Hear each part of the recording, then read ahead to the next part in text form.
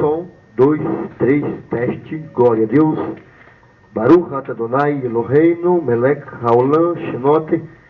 Bendito seja Deus do universo, que dás a Torá da verdade, as boas novas da salvação ao teu povo Israel e a todos os povos, mediante teu filho Yeshua HaMashiach. Boa noite para todos, estamos aqui mais uma vez para lhes anunciar a mensagem da salvação. Desculpa até aí que os irmãos estão esperando online porque o telefone deu um probleminha, mas nós temos outra ali que já estamos transmitindo ao vivo aqui para os irmãos, né? Hoje nós vamos pregar no livro de Éfeso e também agradecer a Adonai pela bênção que ele deu hoje de manhã, quando aqueles terroristas liberaram os outros filhos judeus, nosso povo, que estava sobre o domínio daquele grupo terrorista chamado Hamas, né? E eram 48, mas 28 estão mortos e eles dizem só sabem do corpo de 4. Né? Você negociar com o terrorista é a pior coisa que tem, porque não tem temor a Adonai. Mas apesar disso aí, 20 judeus foram liberados e as famílias ficaram muito alegres. Você que é simpático a nós judeus, você deve agradecer também, porque se foi no lugar daquela família que esperou 738 dias, foi o tempo exato que os 20 reféns foram liberados, depois de praticamente 2 anos, foi 7 de outubro, que eles foram sequestrados, né? Hoje já são 13, então aí 2 anos e um pouquinho. Mais importante é que voltaram para suas famílias, os demais que não chegaram vivos, 4 já foi fechado o corpo e tem mais ainda 24 que o cara do Hamas falou que não sabe onde está. Mas o importante é que Deus abençoou e é melhor fim do que nenhum. Nós vamos estar orando, agradecendo a Adonai pela vida dos nossos 20 irmãos judeus que foram devolvidos com a sua vida para a família. Eu até me emocionei e chorei, né, como eu sempre falo. Eu omiti muitos anos a minha descendência judaica, que minha mãe é judia e meu pai nordestino, né, e nós sempre temos essas coisas que de um judeu preocupar-se com o outro. E nós não preocupamos somente com o povo judeu, mas com todas as pessoas. Nós queremos que as pessoas tenham o conhecimento da verdade. Né? E no judaísmo a gente aprende a valorizar a família.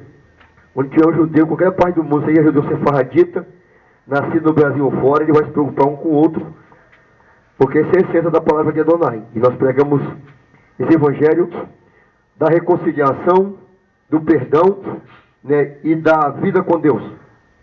Muitas vezes a mensagem do evangelho ela se choca com aquilo que as pessoas acreditam ou creem, porque a essência de Deus não é uma religião. Deus, Adonai, o Deus de Israel, ele não ensinou para ninguém uma religião e nem mandou ninguém seguir religião. Se você pegar a Torá, a Bíblia, tanto a nossa Bíblia judaica como a protestante, você vai encontrar do primeiro livro, que é Bereshit, até o Hat Galut, que é a revelação, você não vai encontrar dizendo, ou Jesus falando, Yeshua, com o nome dele em hebraico, né, aramaico, mandando o ser humano seguir religião. A Bíblia, ela fala basicamente de 4 coisas. Ela fala, primeira coisa, da justiça de Deus. Segunda coisa, ela fala da salvação de Deus, da misericórdia e do amor de Deus. A justiça é a coisa que as pessoas não querem ouvir, porque a justiça diz respeito a praticar aquilo que Adonai aprova e abandonar aquilo que Adonai aborrece. E aí é que entra o repúdio das pessoas à mensagem verdadeira do Evangelho. Porque falar as coisas que agradam o ser humano é gostoso. Você não vai arranjar inimizade com ninguém, nem o diabo vai levantar alguém para se opor a você. Agora, quando você é o chamado de Adonai, um rabino, um pastor verdadeiro, porque muitos têm dor de pastor e se venderam para o diabo. Ou também o Nabi, que é um profeta, que o profeta ele é chamado para denunciar o pecado. Vou dar um exemplo aqui, claro, o que um dos brasileiros que estão refugiados na Itália, né, é o Eduardo Tagliaferro, que é um das pessoas, estamos vendo um momento estando no Brasil aqui, de polarização na ordem política, era um dos assessores do Alexandre de Moraes, e ele denunciou as práticas ilícitas que o Alexandre de Moraes efetuou, né, por ocasião depois daquele ato do 8 de janeiro, que foram manifestações de brasileiros, ele denunciou os erros, as prevaricações, os atos ilícitos que o Alexandre de Moraes praticou, que estudamos direito, nós conhecemos o direito, sabemos que é prevaricação, e sabemos que ele fez, está fora do que a lei estabelece. E ele começaram a perseguir ele, né? Inclusive ele tentou apresentar as denúncias do Tag da Ferro como tivesse sido revelado o segredo, e você revelar o crime de alguém não é crime. E ele foi cara de pau de encaminhar um pedido de prisão, extradição do Tagliaferro para o governo da Itália, que não estava muito a par, mas o Tagliaferro mostrou o contrário. Então, essa analogia que eu estou fazendo aqui é para introduzir a mensagem do Evangelho, que quando alguém denuncia o erro, cutuca o pecado das pessoas, é que o diabo se levanta. Por isso que hoje, no mundo depravado que nós vivemos hoje, você falar a verdade é muito difícil.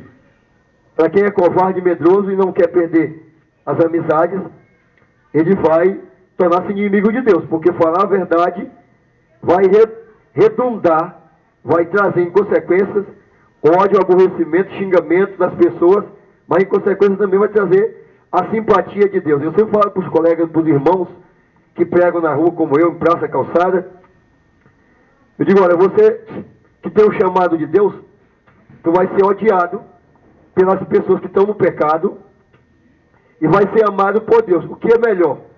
Ser amado por Deus e odiado pela maioria das pessoas, ou ser amado pela maioria e odiado por Deus? Porque a Torá diz que a amizade com o mundo é inimizade contra Deus. Eu preguei no sábado e no domingo dentro do ônibus, eu vi como esse mundo está depravado. As pessoas não gostam de ouvir a verdade. Falar que vai dar dinheiro, vai dar carro, geral gosta. Agora quando você fala, ó, você tem que abandonar o pecado, e quando começa a citar a parte da Torá, da Bíblia, que Deus leva para o inferno a pessoa que pratica o pecado, as pessoas não gostam. Porque em vez das pessoas se arrependerem de seus pecados, quando alguém é usado por Deus para concitar a pessoa ao arrependimento e se voltar para Deus para não ir para o inferno, as pessoas ficam com raiva. E aí é que entra a parte do desprendimento e do amor para com Adonai. Porque pregar para agradar gregos e troianos, isso aí a maioria faz. Agora, pregar para agradar Adonai é uma minoria que está disposta a fazer. Mas nós vamos continuar fazendo esse chamado e essa obra de Adonai, porque se uma pessoa se converter, já é uma bênção. Que ontem foi bênção no ônibus, então tem um servo de Deus, e ele ficou muito feliz da mensagem que nós pregamos dentro do ônibus ali, eu com o Joelzinho.